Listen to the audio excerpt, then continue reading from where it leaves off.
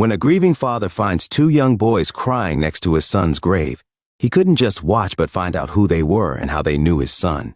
The revelation strikes him deeply, unraveling emotions he had long kept hidden. Let's listen to this tale of grief, legacy, and the powerful bonds that emerge in the wake of loss. Don't forget to subscribe and let us know where you're tuning in from. Jonathan Hayes stood alone at the entrance of Maplewood Cemetery, the crisp autumn air carrying the scent of fallen leaves and sorrow. Clutching a bouquet of white lilies, his late son Liam's favorite flowers, he felt the weight of grief pressing down on him. 6 months had passed since the accident that took Liam, yet the pain remained as fresh as the day he received that devastating phone call. At 45, Jonathan's life as a renowned surgeon at Cambridge Medical Center had been meticulously crafted, focusing on saving lives, particularly those of children. The irony of his inability to save his own son haunted him daily. His once vibrant brown hair had turned prematurely gray, and deep lines etched around his eyes betrayed the sleepless nights spent in anguish. Their marriage to Rachel, his wife of 15 years, had crumbled under the strain of their shared loss. Rachel had returned to her family home in Portland, Maine, unable to cope with the isolation and overwhelming grief. Now, Jonathan lived alone in their spacious suburban home, surrounded by memories and regrets, his career overshadowed by personal tragedy. Every week, Jonathan followed the same ritual. He arrived at Maplewood Cemetery early in the morning, when the grounds were quiet and serene. Sitting by Liam's grave, he would talk about his week, sharing stories and thoughts that had once been exchanged over family dinners. These one-sided conversations were all he had left of their relationship. On this particular morning, as the sun began to cast a golden hue over the cemetery, Jonathan noticed something unusual. Near Liam's headstone stood two young African-American boys, their identical features marking them as twins. Jaden and Jamal, both around 12 years old, wore worn-out clothes that spoke of limited means. Their presence was unexpected, and Jonathan was struck by their emotional display, quiet sobs and tear-streaked faces. Curiosity piqued. He observed them from a respectful distance. In 6 months, he had never encountered anyone else at Liam's grave. Who were these children? And why were they crying at his son's final resting place? Jonathan watched as Jaden traced the engraved letters of Liam's name with his fingers, while Jamal placed a hand-drawn card among the weathered flowers. Their genuine grief made Jonathan hesitate to interrupt. These weren't vandals or casual visitors. Their behavior spoke of a deep personal connection to his son. Finally, driven by a need to understand, Jonathan approached them cautiously. Clearing his throat softly, he made his presence known. The boys jumped at the sound, quickly wiping their eyes and turning to face him. Their expression shifted from surprise to recognition, then to something that looked almost like guilt. "I'm sorry. We didn't mean any disrespect. We'll leave." "Yeah, we won't stay long." Jonathan's voice was gentle but firm as he spoke. "Please, I'm Liam's father. I'd like to know how you knew my son." The twins exchanged a look that seemed to carry an entire conversation. Finally, the slightly taller one spoke up. "I'm Jaden, and this is my brother, Jamal. Liam was our mentor at the community center. More than that, he was our friend." Jonathan felt a mix of emotions wash over him. Liam had mentioned volunteering at the community center, but he had never delved into the details of his involvement or his students. "He was helping us prepare for the Aspire scholarship exam. Liam believed in us, saw something special in us that we didn't see ourselves. Yeah, he helped us with math, science, even chess." The revelation hit Jonathan like a physical blow. He hadn't known about this side of his son's life, the mentorship that had significantly impacted these boys. As Jaden and Jamal shared more, Jonathan learned that the Aspire Scholarship was a prestigious program offering full scholarships to exceptional students from underprivileged backgrounds. The exam was scheduled for the following week, and both twins had been accepted, thanks in large part to Liam's advocacy. They presented acceptance letters and an email from Liam, passionately advocating for their potential and character. The final paragraph of the email struck Jonathan deeply. Jaden and Jamal represent everything Aspire values: intelligence, determination, and character. Their circumstances have given them fewer opportunities, but they have never used this as an excuse. They remind us daily that privilege isn't just something to enjoy, but something to share. The realization that his son had been dedicating his time and energy to mentoring these boys filled Jonathan with both pride and sorrow. He had consumed himself with his surgical practice, inadvertently overlooking the meaningful connections Liam had formed outside their home. Moved by the twins' stories and the evidence of Liam's impact, Jonathan felt a renewed sense of purpose. Determined to honor his son's legacy, he offered to mentor Jaden and Jamal himself. "I want to help you. Liam believed in you, and I'd like to continue what he started. Would you be willing to let me mentor you through your transition to Aspire?" The boys exchanged surprised looks, clearly not expecting this offer from the grieving father they had just met. "Are you sure? We don't want to be any trouble. You were important to my son. That makes you important to me." The consequences of this decision began to unfold immediately. Jonathan had to contact the twins' family, specifically their grandmother, Eleanor Brooks, who had been raising them since their mother's death. Eleanor was understandably suspicious of the sudden interest from a wealthy surgeon. It took several meetings, cups of tea, and honest conversations about Liam for her to begin trusting Jonathan's intentions. Jonathan's colleagues at the hospital noticed changes in his schedule as he rearranged surgeries to make time for mentoring sessions. Some questioned his judgment, suggesting that throwing himself into helping these boys might be an unhealthy response to grief. Others, particularly those who had known Liam, understood and supported his decision. The most significant immediate consequence came from the administration of Crestwood Preparatory School, where the Aspire Scholarship was based. When Jonathan approached them about providing additional support for Jaden and Jamal's transition, he encountered resistance. Some board members worried that 2 scholarship students from the inner city might change the school's culture. This resistance awakened something in Jonathan that had been dormant since Liam's death: his fighting spirit. He found himself advocating for Jaden and Jamal with the same intensity he brought to difficult surgeries, refusing to accept anything less than full support for their success. "My son saw their potential. He gave his last hours on earth to helping them reach it. I won't let anyone diminish that legacy." His passion, combined with his status as both a prominent surgeon and the father of a beloved deceased student, eventually won over the administration. But the victory came with personal costs. Several of his wealthy patients, learning of his involvement with the scholarship boys, transferred to other doctors. His social circle, already strained by his grief, grew smaller as some friends distanced themselves from what they saw as his obsession. As Jonathan committed more time to mentoring Jaden and Jamal, a secondary plot began to unfold at the Harmony Community Center where Liam had once tutored them. The center was struggling financially, facing potential closure due to budget cuts and declining donations. Miss Thompson, the elderly program director who had connected Liam with the twins, reached out to Jonathan in desperation. "Liam did more than tutor here. He inspired other students to believe in themselves. We can't let this place close." The revelation that this vital community resource might disappear struck Jonathan deeply. He learned how Liam had gradually expanded his role at the center, not just tutoring, but organizing study groups, mentoring younger children, and even starting a chess club. Jonathan found himself drawn into the center's struggle for survival. During his visits, he witnessed firsthand how it provided a safe haven for neighborhood children, many of whom reminded him of Jaden and Jamal. The thought of these kids losing their support system moved him to action. Drawing on his connections in Boston's medical community, Jonathan began organizing fundraisers. He shared Liam's story and his own journey of discovery through the twins, using their success to illustrate the center's vital role in bridging educational gaps. This secondary mission brought unexpected allies. Other parents whose children had volunteered alongside Liam came forward with support. Medical colleagues impressed by the twins' academic potential began offering their own time and resources.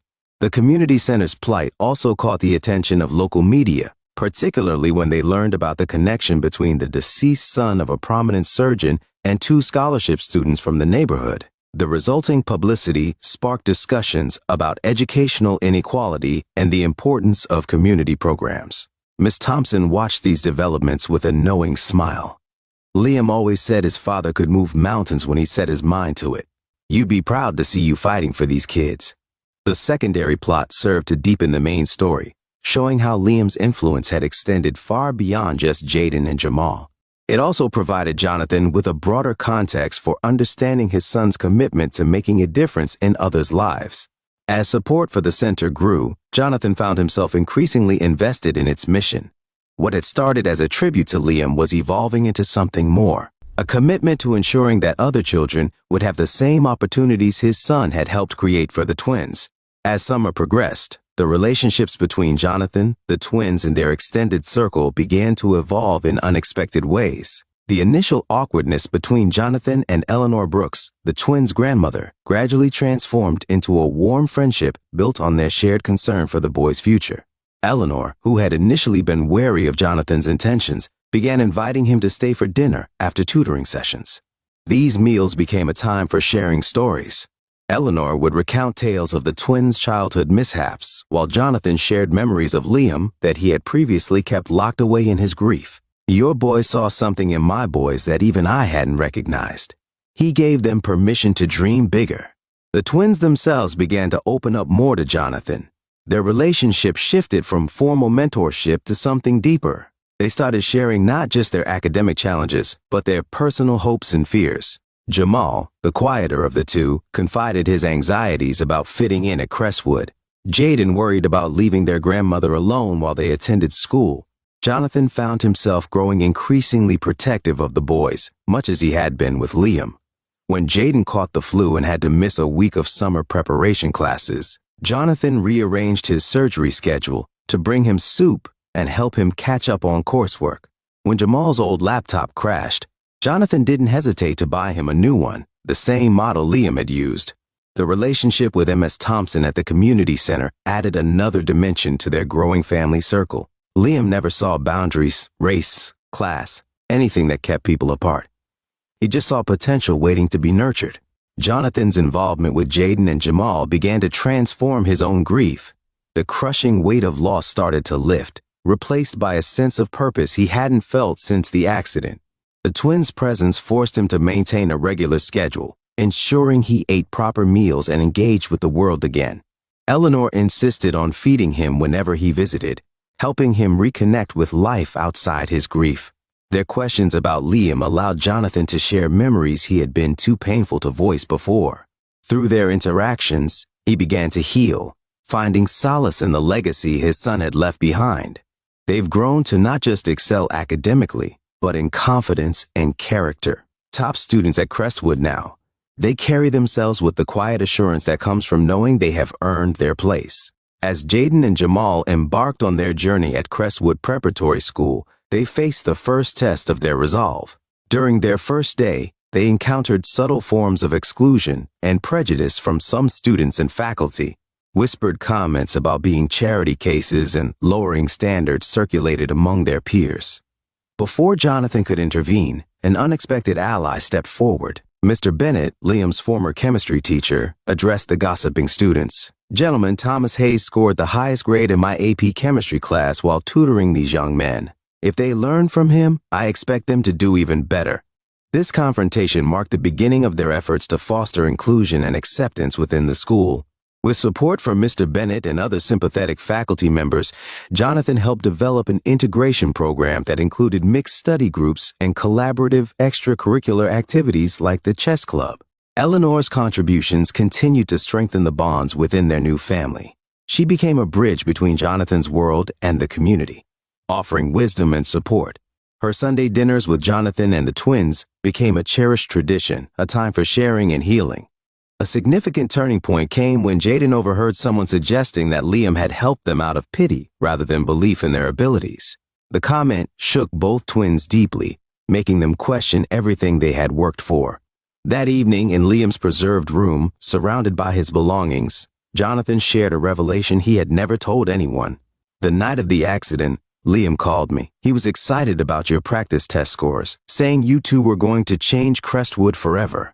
His last words to me were about you, how proud he was to be part of your journey." This revelation became a turning point in their resolution efforts. The twins' confidence, bolstered by concrete proof of Liam's unwavering belief in them, became unshakable. They threw themselves into their studies with renewed determination, while also actively participating in building bridges between different student groups.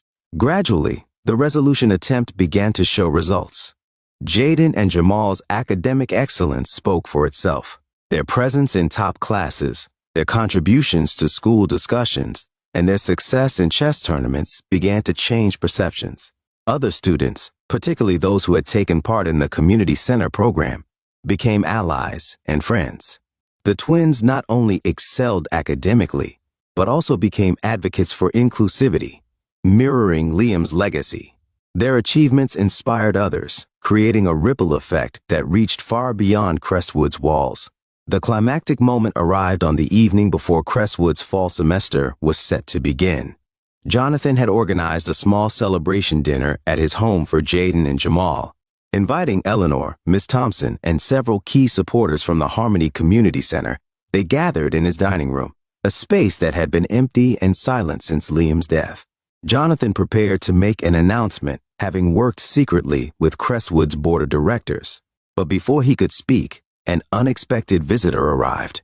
Rachel, his ex-wife, walked in carrying a large box wrapped in blue paper, the school's colors.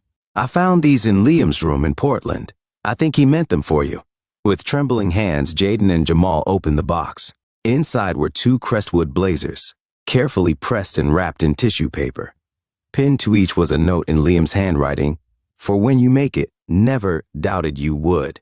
The discovery that Liam had prepared these blazers in advance, believing so completely in the twins' success, overwhelmed everyone in the room. Eleanor dabbed at her eyes with her handkerchief, while Miss Thompson gripped Jonathan's arm for support.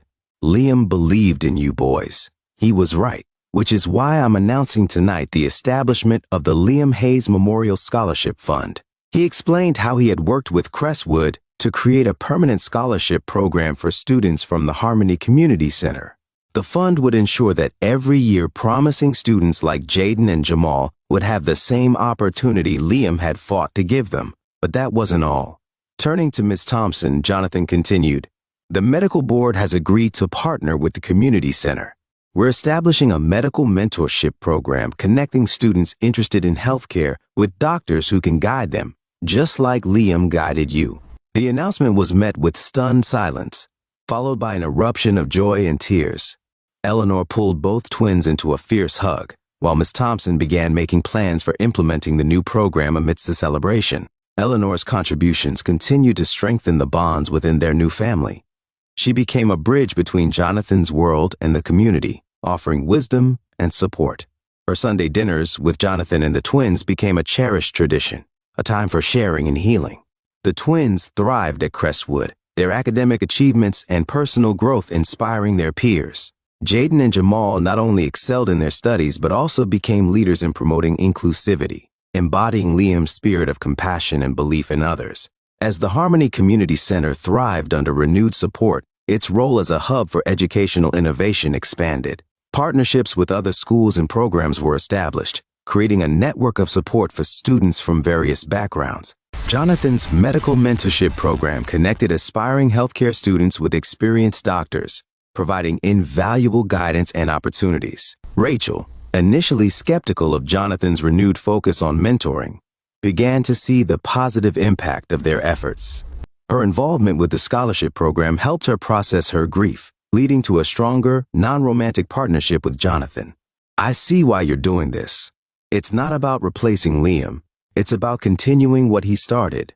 3 years later, Jaden and Jamal graduated from Crestwood as top students, having not only excelled academically, but also transformed the school's culture towards greater inclusivity. A memorial event celebrated their achievements and the enduring impact of Liam's legacy, symbolizing the successful transformation of grief into meaningful community change. Jaden and Jamal stood before a diverse crowd and shared their story. They spoke not just about Liam's tutoring, but about his vision of what Crestwood could become, a place where excellence and opportunity weren't limited by zip code or skin color. "My brother and I stood at the grave of a friend who believed we could be more than our circumstances. Today we stand here because of a community that grew from one person's belief and possibility." Liam taught us that bridges can be built between any divides if people are willing to take the first step.